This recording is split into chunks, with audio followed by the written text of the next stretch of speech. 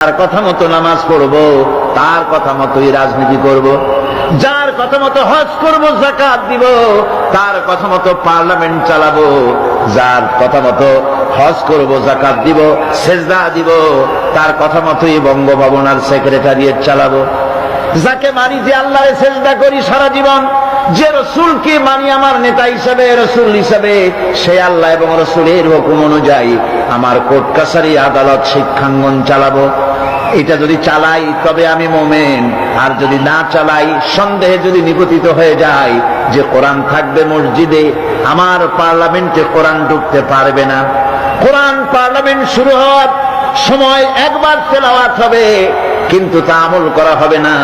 অনুষ্ঠানগুলি শুরু হবে কোরআন দিয়ে, কিন্তু তা আমল করা হবে না।